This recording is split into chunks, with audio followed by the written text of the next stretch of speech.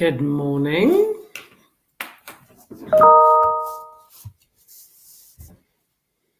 Just going to give it a few minutes to see if we have some lovely people come and join us. Just saw an email pop up from National Diversity Awards. How exciting.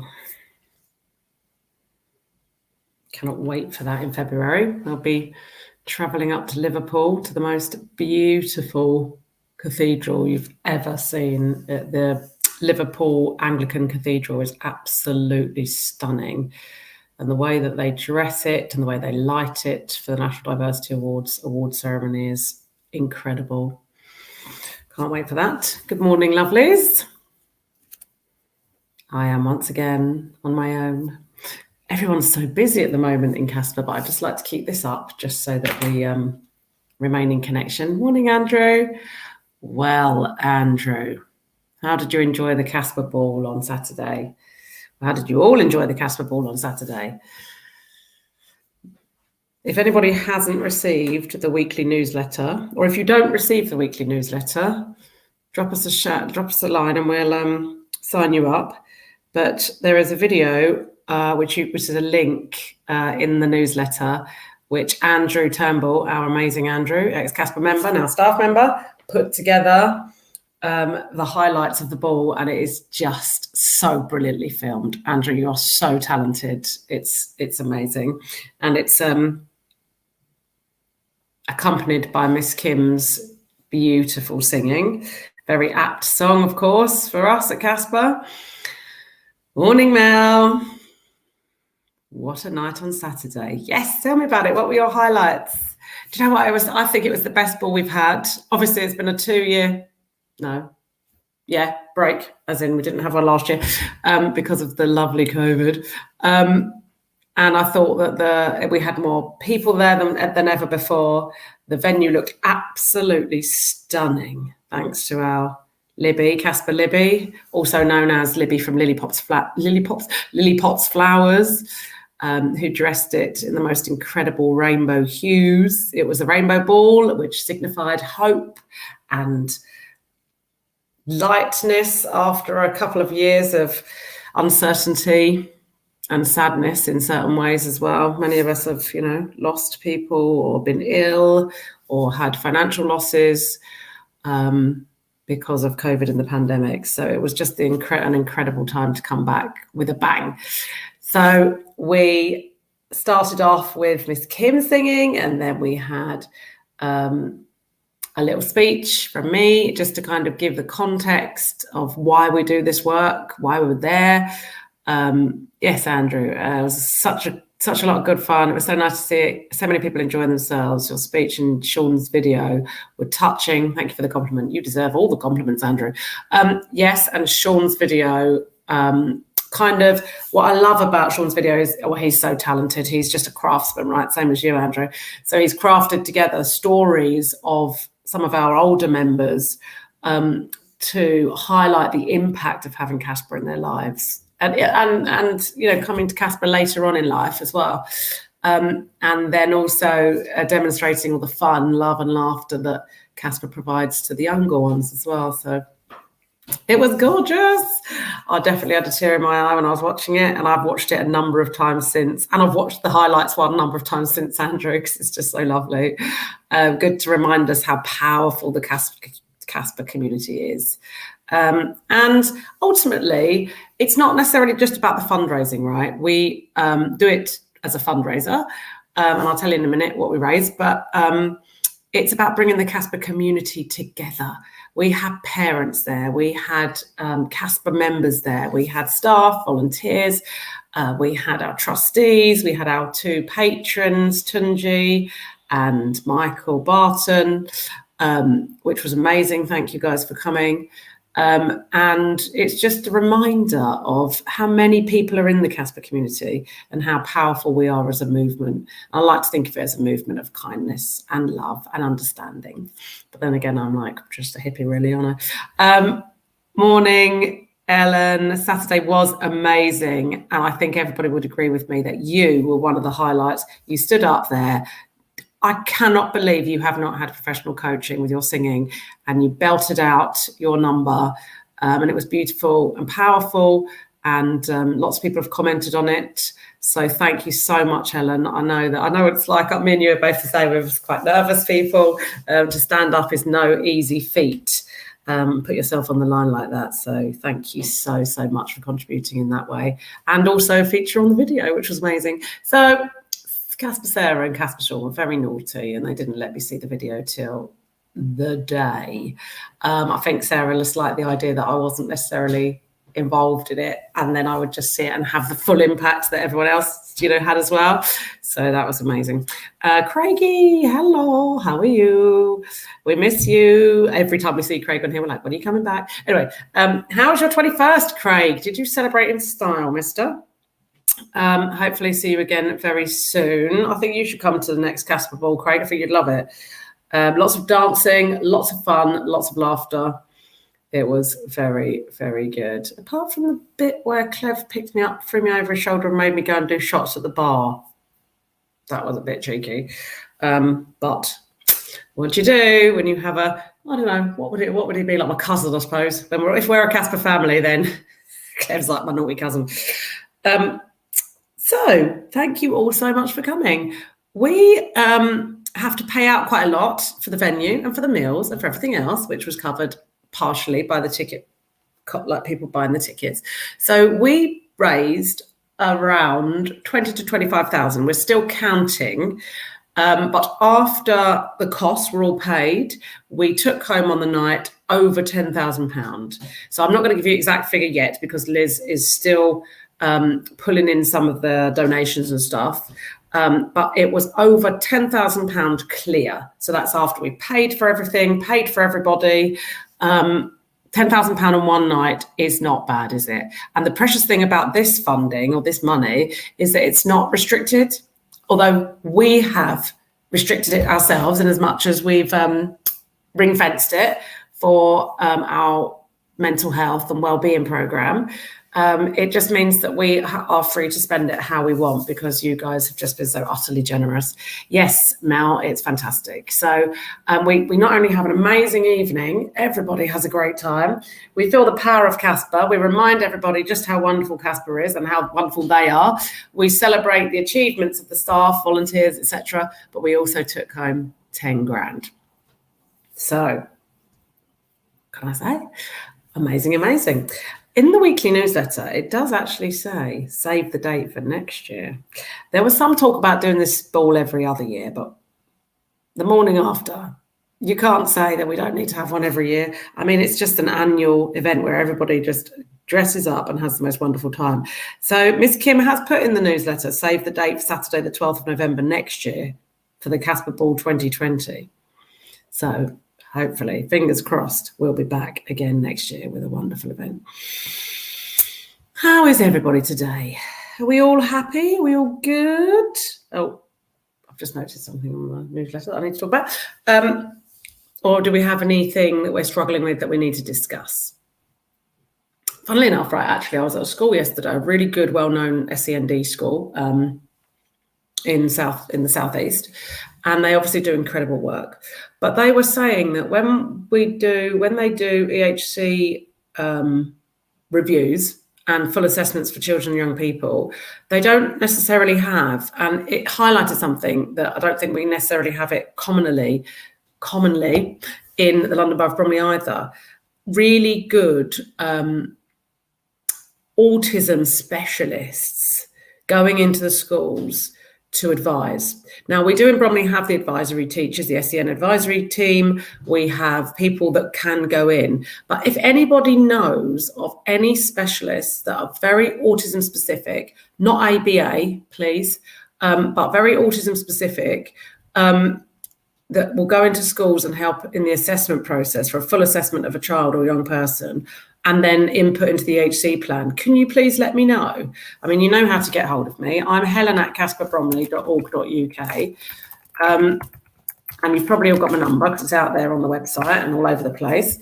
So let me know if anybody knows any good autism professionals that could do that, go into schools and help with the proper assessment of a young person's needs. within an SEND setting. Morning, William. How are you? We missed you at the ball. Hope you had a nice time with Mikey on Saturday. Although you didn't get him drunk, so that was a bonus. Well done, Will.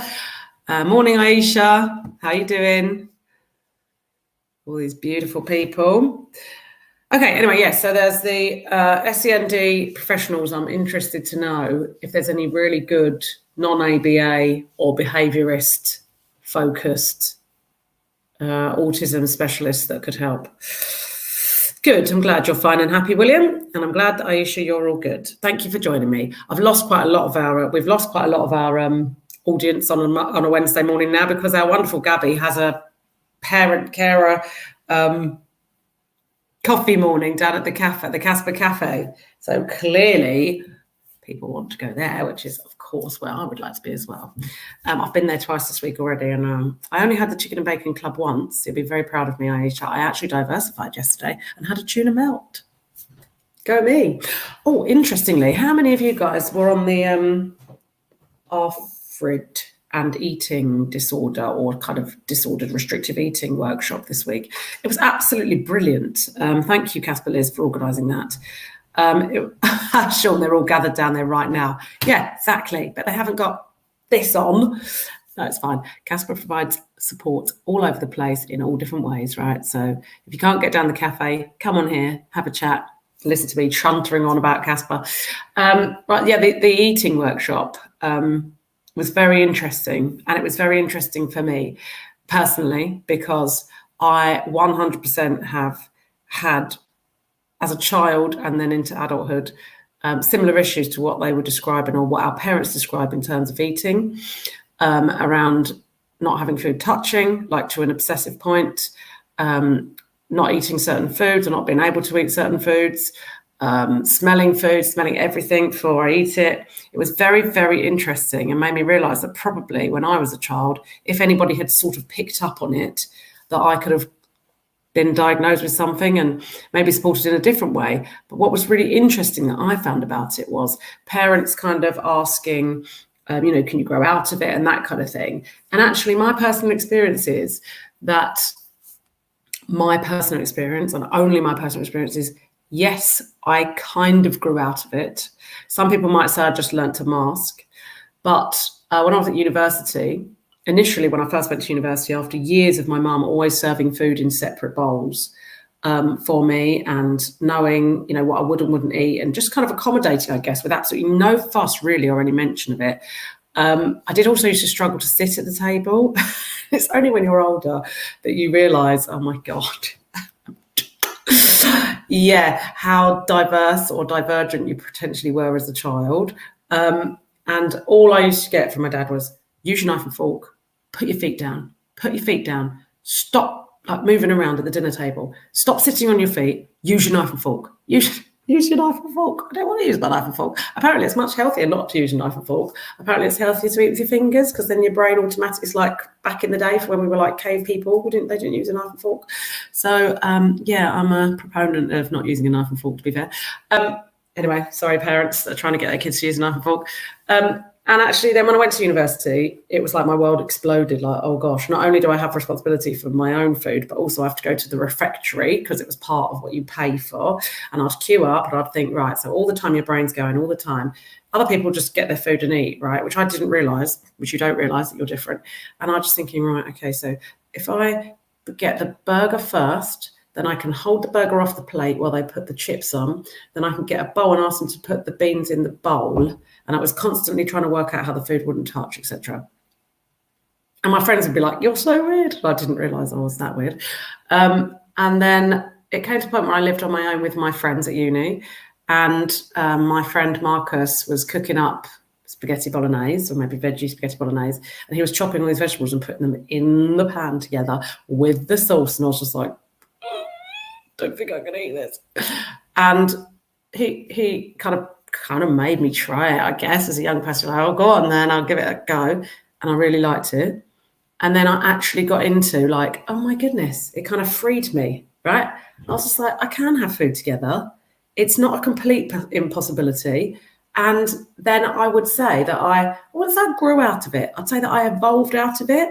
So I would say, as a kind of hopeful message to parents whose children are very restrictive, first of all, just understand that their brain is going a million miles an hour trying to work out how they can actually do what's expected of them, which is eat, right? Which is just a normal thing, just to eat. Everyone else is eating, whatever. But be sympathetic and empathetic. Because when I used to go to someone's house for tea, oh my gosh, it was like, I wouldn't say hell on earth, but it was a challenge, right? Because other people's food is not like your parents' food.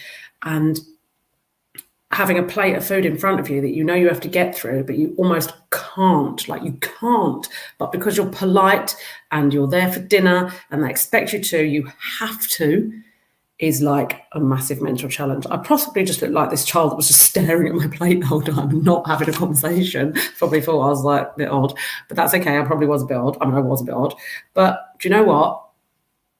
Let it happen naturally. Don't force it.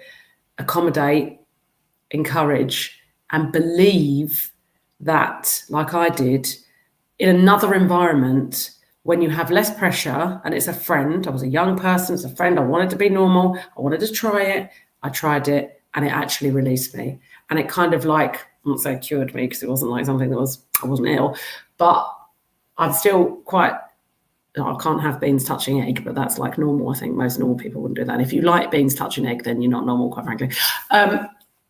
And I'm kind of over it, right? I mean, it'd probably still be there, and there would have been other food issues as well. But I think if your child has ARFID or other restrictive eating habits, I'm happy to have a chat with you about that. And it's only, as I say, from a personal point of view. So I'm not an expert on this. And the eating disorders team at the Malls were brilliant. They were absolutely fantastic. They kind of just basically said, it's okay.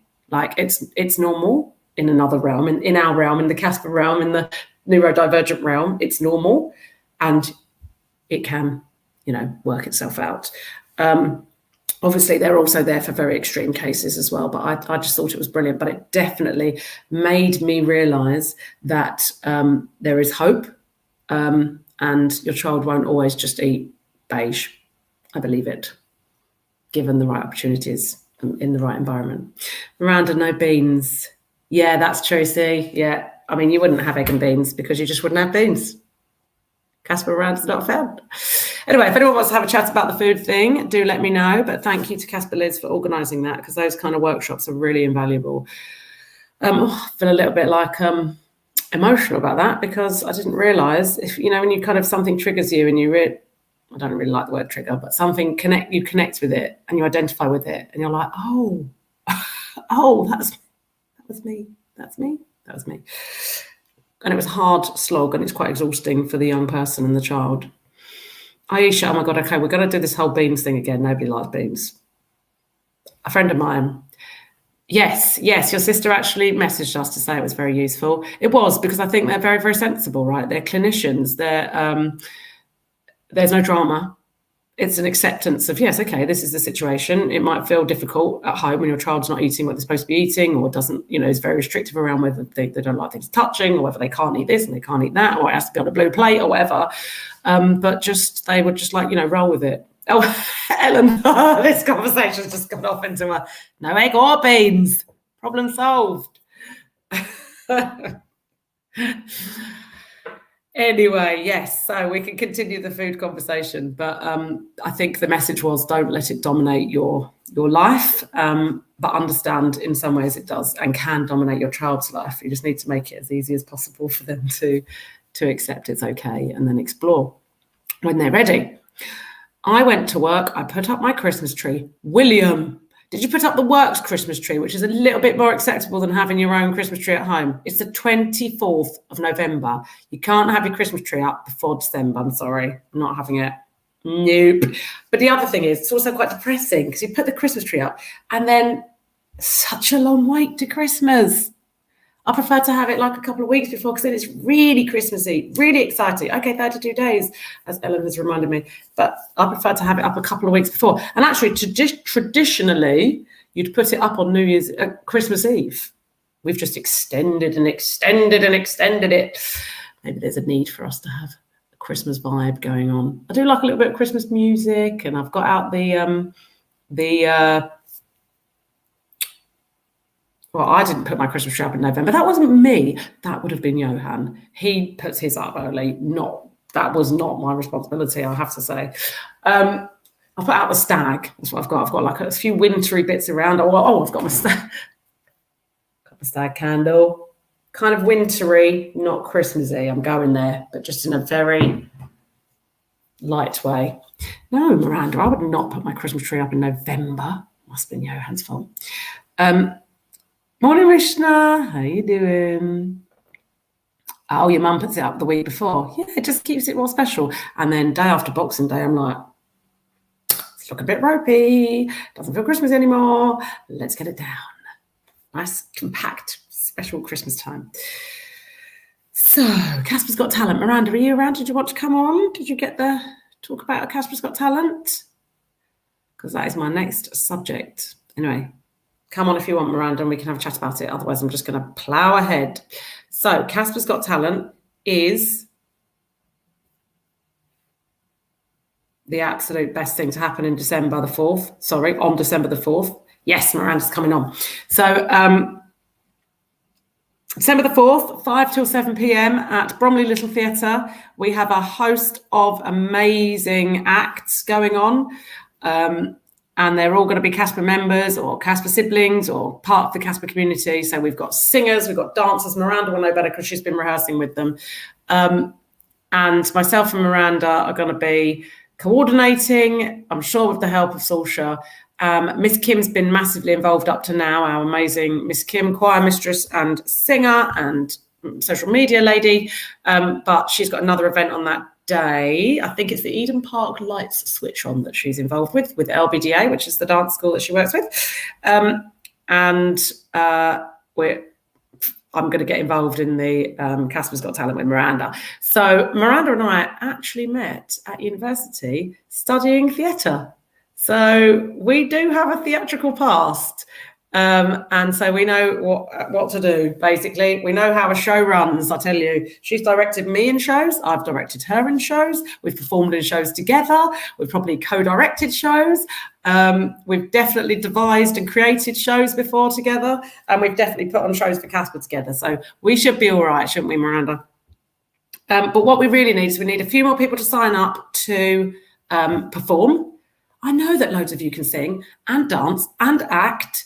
And I hope the drama group's going to be doing something with Saoirse, and that's been working with Saoirse and Sean. And then Caspa Naomi last week had a little go with the old drama group. And Caspa Choir, hopefully, will be doing something with, primed and ready from working with Miss Kim. But in order to sign up, what we now need you to do on the post, it does say message Kim, which is fine. You can do Kim at Caspa Bromley, but probably best now, if you want to sign up, to email Miranda at caspabromley.org.uk. And then not only do we need a couple more performers, although Miranda might come on and say we don't, she's like, no, we're chock-a-block. What we need is for you to buy a ticket to come and watch. So we've got a new partnership with Bromley Little Theatre, and we want to make the absolute best of it. We want them to know that it is worth working with CASPA. So we need to fill that audience. I think there's 100 seats, and we can definitely do it. Please, please, please, just spare the 2 hours on, even if your child isn't in it, or you don't know someone who's in it, or you probably recognise someone who's in it, to be honest. Support CASPA and come along. It's only a couple of pounds. I don't actually know exactly how much they are, but it's not very expensive.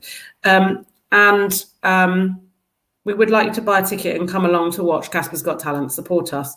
So in order to do that, the tickets are available on Eventbrite. I don't know if you just literally go onto Eventbrite. Let me just test this out. Somebody will know that's more intelligent than me. Sarah might even be telling me this right now. Listen. I'll get to you in just a second, links and whatnot. Okay, she's going to get the link to me in just a second and whatnot. Okay, I need the link for Eventbrite. But I don't know if people that use Eventbrite know. You just go onto Eventbrite and search for the event. I'm going to have a look. Oh, Miranda's here. Yay. Hi. You're right. Yeah. Good. Yeah. I was just trying to do a Tesco shop, but can't find a slot. Oh, delivery-wise, you mean? Yeah. Oh. I've still not got my voice back from the weekend from the ball. Not completely properly. A bit husky, more husky than usual. Oh no, that's all good. I love the fact that you just got on the microphone and it was like, right, Miranda's here. Come on, let's get together. It just like, it was hard to hear us. I thought, right, come on. I know, and there's a lot of people having a lot of fun, right? And everybody wanted to chat, and it's lovely. But sometimes we just have to focus. Yes, exactly. Telling them they were all naughty. So Sorry, if you go everyone, that was the wine talking, I think. Oh, it's all good. Nothing wrong with a bit of wine talking. Right, CASPA. CASPA's Got Talent. I'm just having a look on Eventbrite. Oh, yes. So if you go onto the Eventbrite website, basically, so it's just eventbrite.co.uk, and then in the search bar, write CASPA's, so with capital letters, CASPA's, and then CASPA's Got Talent comes up, and you press on it, Bromley Little Theatre. I'm just working out how to do this myself, just in case anybody doesn't know. They're also on Parent Mail, says Ellen. So if you've got CASPA Parent Mail, that's fine. But for anyone who wants to just support us and come, £5 a ticket, plus an Eventbrite fee, which is probably, it's £5.98. I mean, who wouldn't want to see all that talent for £5.98, Miranda? Do you know what? The best thing about it is that it's just the chance for everyone to get up and feel empowered and be able to just do something with knowing that it's a safe place to do it, with everyone's got their back and is behind them and supporting them and just loving it. It's just such a beautiful night. It really is. It's lovely. Yeah. Can't wait. So do we need any more performers, Miranda? That's what I wanted to know, because I'm kind of saying we could do with some more. I need to check the spreadsheet and the timings, because we might be chock-a-block. Okay. Oh, that's good. Chock-a-block's good, right? Yeah. But yes, we can put it out if we're not. Brilliant. Okay, so we're not so much needing performers, but we definitely need supporters, right? We need to sell some more tickets. Yes. There will be tickets available on the night, unless we sell out beforehand, and we'll put that out to say, sorry, we're sold out. But it's better to get them beforehand, so that we know who's coming, and also you know that you've definitely got a ticket. So you can go on eventbrite.co.uk and just search CASPA's Got Talent, or I need to be a bit more technical and work out how to copy the link onto here. So. Yeah, don't ask me. I haven't got a clue. No, I'm just going to attempt to do it myself. Right, what's been going on, Miranda? You didn't go to the food thing, did you, on Monday? No. It was really good. On an iHeart gathering. It was Monday day, wasn't it? Yeah. So what was the iHeart gathering then? Talk to me about that. So that was just a catch up with facilitators who graduated when Cassie and I graduated. And it was really, really good to hear what everyone's doing. And they're all really interested to hear that we're going to be doing it at CASPA. And one of I can't remember what her title is, or one of the iHeart, ladies. She wants, feedback about how it works with our kids. Brilliant. People. And also I had a message from Sandra saying that someone in Sweden wants to know about using iHeart with people on the autism spectrum. So I'm quite excited about that. So I suggest please do email us. I mean, once we get it up and rolling, we can share all of our insights, right? Exactly. Yeah. It's going to be amazing. So should we just talk about iHeart then? Because obviously at the ball, I said that's one of, I didn't actually mention iHeart, but that mental well-being and resilience is kind of, something that we're going to be really focusing on. I mean, let's be honest, Miranda, I don't know what you think about this, but we have always anyway, right? Yeah, of course we have. Yeah. I mean, we've always, we always are available to talk whenever anyone needs to talk. And if they need counselling, we've had our own counsellor available, or helped put them in the direction of where they might get support when they need it. So of course we've always done that. But I think with the with COVID and the prevalence of that, and with a lot of people on the spectrum being prone to anxiety and depression anyway, and then having it exacerbated with what has been going on. There's obviously a need to do more focus on it, and iHeart's just an amazing way to do it that will be a tool that they can, or a way of being that they can just access whenever they need, and to help them through the more difficult times. You know, I mean, I you know, don't know everyone who knows on here, but a lot of people do know I lost my sister. And sorry. No, it's all right. Oh, Miranda, I can't give you a hug. I'm all right. Okay. But yeah, she was actively dying when we were graduating, or just before we graduated. But really helped me through such a tough time. What? I know it's all right, Miranda. Do you know what? It's really good for the CASPA community to just be human, right? Yeah. And to see our senior staff also be human is also it's perfect. Well, you know, what exact element of iHeart do you think helped you? Knowing that that I'll be all right, that everything's in me already, and that it's okay to feel. I know it's okay to, you know, I've suffered enough grief over the years to know that you have had more than your fair share of life around but you. to know that, to understand that it's there and it's going to be all, I don't know, just that knowledge, even though I knew from past experiences, that kind of reassured me that I'll be all right, and that I can't think now. My brain. You know what it kind of reminded me of when you sort of said it? I wondered if it was that point that Cassie said that she found really powerful, which was not to outsource your well-being. That's it. That even though she's dying, I know I'll be okay when she's gone. Yeah. I'm still, that's it. It's not her. Well, your well-being doesn't rely on hers. Yes, exactly. You know, exactly. It's all the fact that you're no one or no thing can make you feel a certain way. You will feel what you feel because of what's going on for you, for your mind creating all your feelings, and that just helped me deal with it all. Just like with some kind of comfort, and I just found I was able to manage much more than I have in previous times. I mean, that's amazing. What a gift, though, as well. I know, and I just think, gosh, if I'd had this when I was a young person to help me through, not just losing people, all sorts of challenges you find in life and things that relationships, everything about it. Just being around young people, worrying about what people think of you, and then, you know, just we know it doesn't matter. You can say to you blue in the face, doesn't matter what people think of me, I'm all right, I don't care. Everybody still cares. But it's really hard when you're a young person to really believe that. But actually going through this program, I know that it's not even a case of trying to convince myself. I just know it's there, and you know it, and it's a fact. And that whole thing about separate realities. So once you really, really understand, not just kind of know, but once you understand, everybody has their own separate reality. That's right. And that is such a profound thing when you're dealing with a child, or when you're dealing with your partner, or when you're dealing with friends, or when you're dealing with anybody, bullies, anything like that. Now, one of the things, you know, that video of that girl that was the captain of Brighton Girls Football Club or whatever it was. She was just amazing. I mean, she had left 4 different schools because of bullying.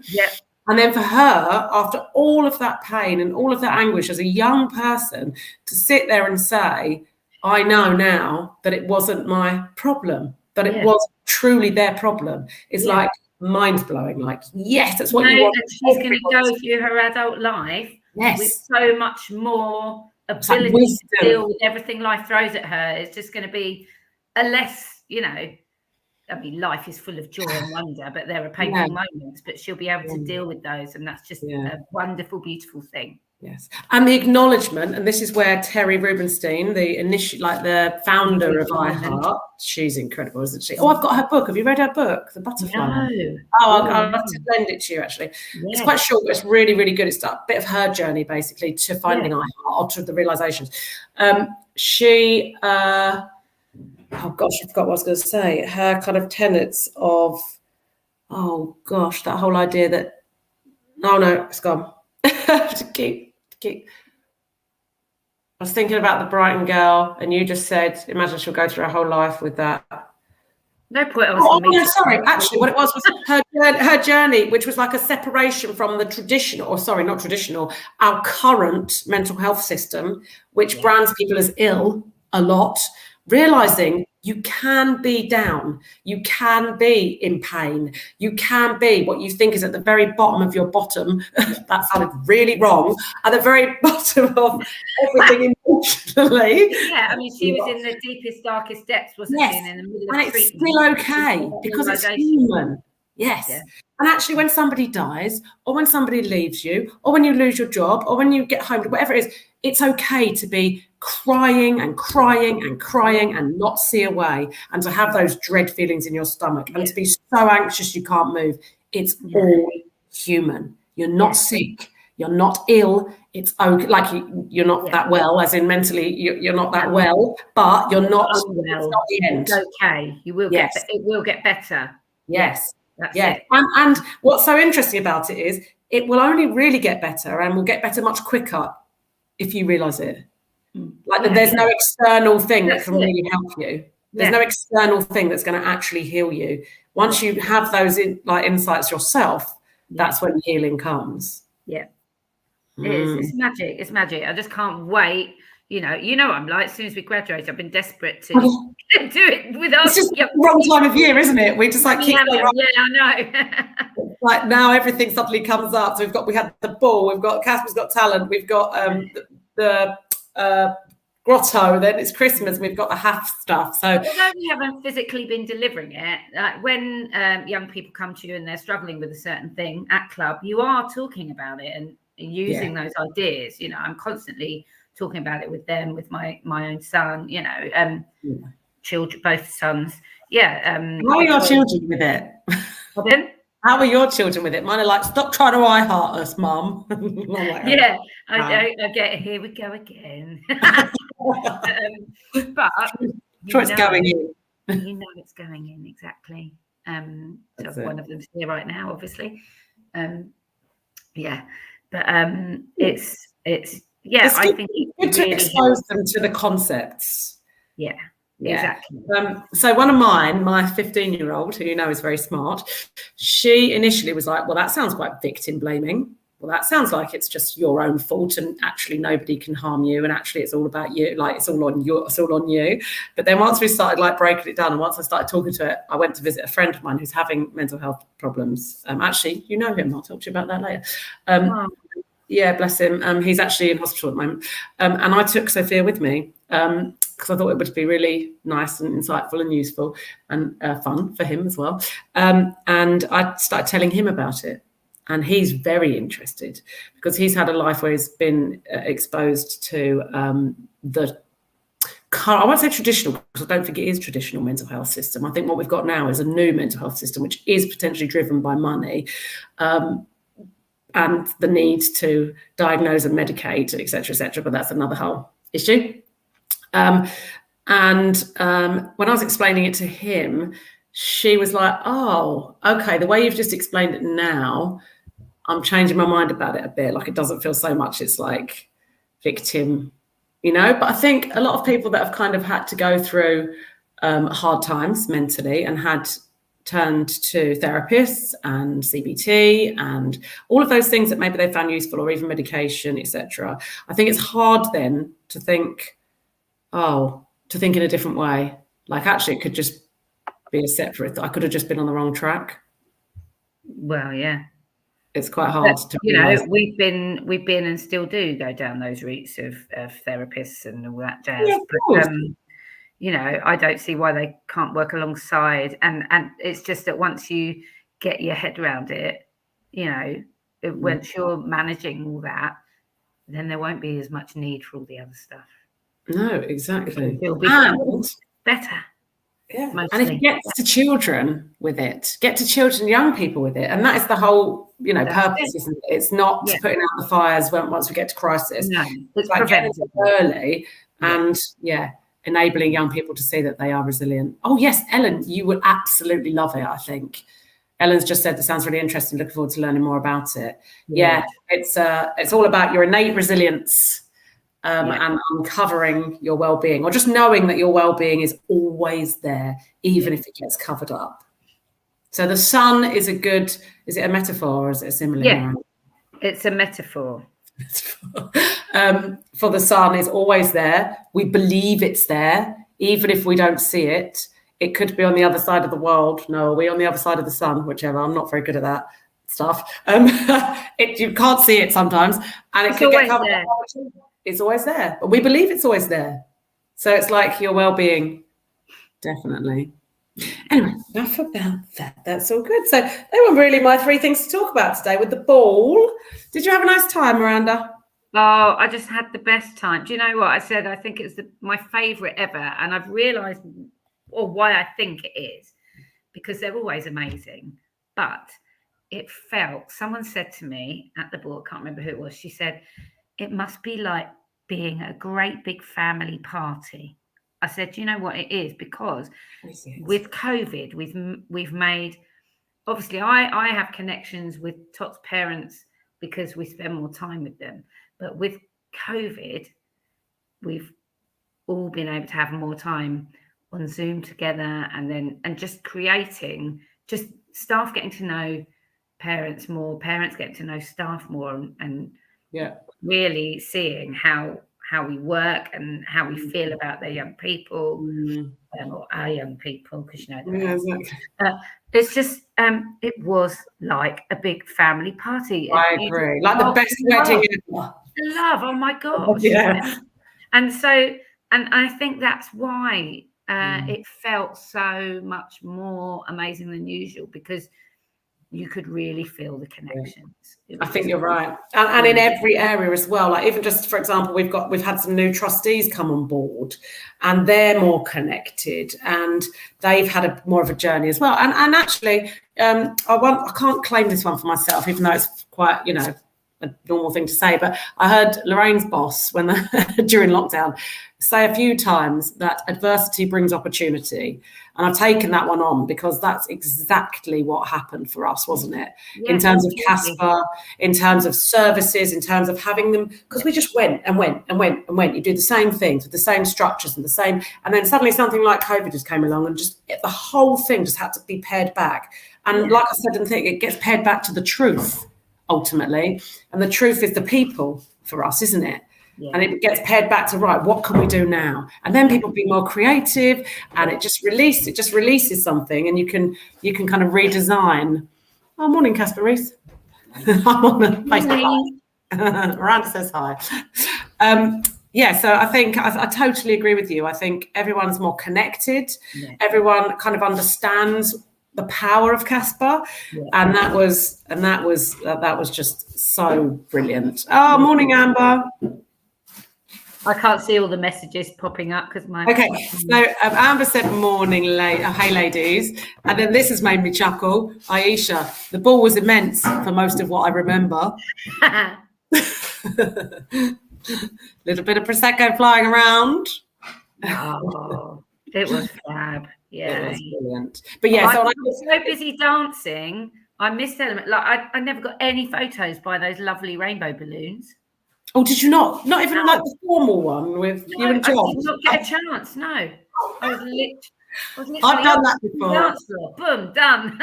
It's so much fun. I know, but John's socks were the talking point. Oh, it was so funny.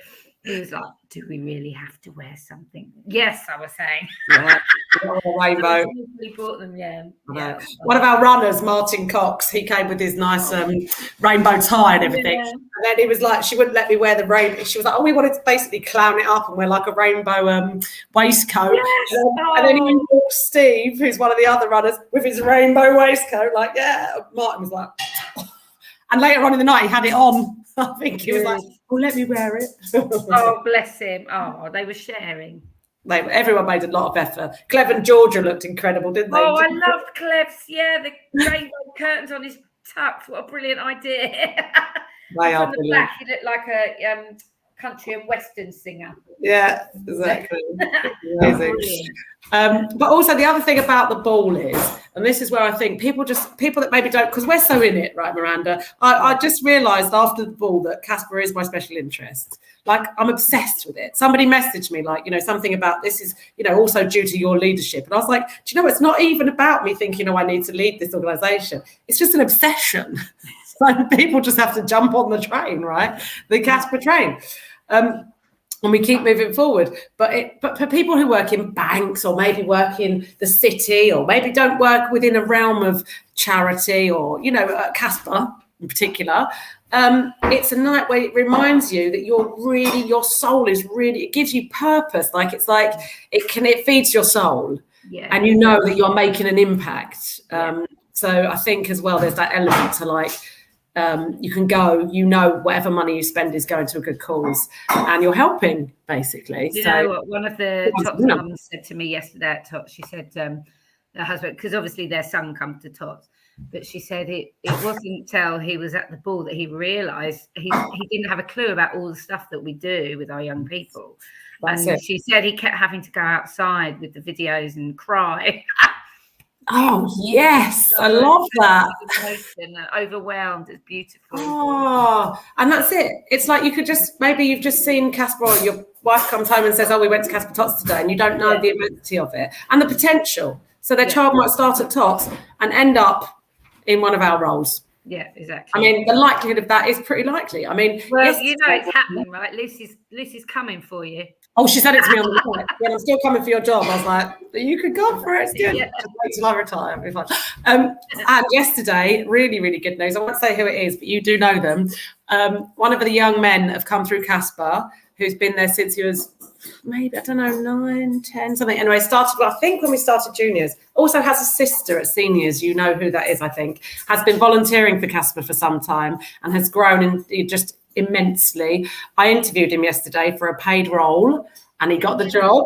So another CASPA member, one who will admit, and he will admit himself, he has had a journey and he has had a struggle. He has been excluded from schools. He has had a real difficult time, and he's come through with all of that empathy, and he can connect with our young people and children in a way like no one else, just simply because he's been there. Yeah. And that's just so precious. So I was just like, you don't know how excited I am that you're coming on board as a staff member. It's like, lovely. That's your dreams come true. Yay. Yeah. And he's so good. He just gets on. He just you don't have to say, can you do this? Can you do that? He'll just go, get it out, get it ready. He's brilliant. Or he'll say, do you think, could we do this? Because I think blah, blah, blah, blah. It's like, yes. Bit of initiative as well. Yeah. Very nice. And most importantly, a connection with the young people as well. Yeah. He was telling me about a particular relationship he has with a very young, a much younger young person who sort of went to the same school as him, and I think they shared transport, and he was the only one that could actually bring the child down when the child was really, really anxious and perhaps behaving in a challenging way. So I was just like, and there you go. That's because of the connection, right? Exactly. And that is what we always say, isn't it? Again, it comes back to the people. It's the people, not the building, not the place. Yeah. It's the people. So the CASPA family keeps growing. Oh, Aisha, I know who you mean. I'm pleased for him. Yeah. Amber Lily, the ball was phenomenal. Oh, I had your mum and dad on my table, Amber. Oh, that was nice. I did have a chat with them outside, actually. Yeah. Couldn't get your dad on the dance floor, though, but had a boogie with mum. Well, if you can't get someone on the dance floor, Miranda, there's no hope. There you go. Right, my lovely. I've got to wrap it up. Got lots to do today. I'm going to a drinks reception later at the Pavilion in Bromley. Oh, what's that for? I was invited by their CEO, Marg Main, because CASPA's been working with Bromley All Age Autism Partnership, and we've done some training for their start. We're looking at basically building a relationship so that to make all of their venues autism friendly. Great. And I know that Sarah has been working with their PM, what's it called, the director, whatever it is, of the Pavilion, and we've used the swimming pool, the bowling, the soft play, a bit more over the last few months. And so it's basically, we've been invited to, they're having an AGM, so we're invited for the drinks reception. It's a shame, but I can't stay for the AGM because I've got another meeting, so I can only go for the drinks. Oh, what a shame. Anyway, it's all good to have these connections, right? Brilliant. Yeah. I was going to say, I didn't know what she meant, but I've just said, Ellen's just put, I was dragged up, stick or no stick. Oh yeah, that's as long as you can have a dance. Doesn't matter if you're a wheelchair user, you can still be in the middle of the dance floor. Oh yes. Good. Well, thank you everybody for supporting this morning. Thank you, Miranda, for coming on. Thanks for having me. Lovely. Yeah. So when are we going to be starting iHeart? I can't remember what we agreed on the chat. January. I think we said after. Now the ball's out of the way. My head's full of CASPA's Got Talent. Yeah, I think. We haven't worked on a show together for a long time, Miranda. No, that'd be lovely. Yay. Yeah. In fact, I'll chat to you later when you get a chance. Yes, perfect. Yeah, we'll sort out what's what. Brilliant. Yeah. Right, everybody, you know where we are if you need us. Have a lovely week, and we will see you next week. Get your CASPA's Got Talent tickets. Yes. See you next week. Bye. Everyone.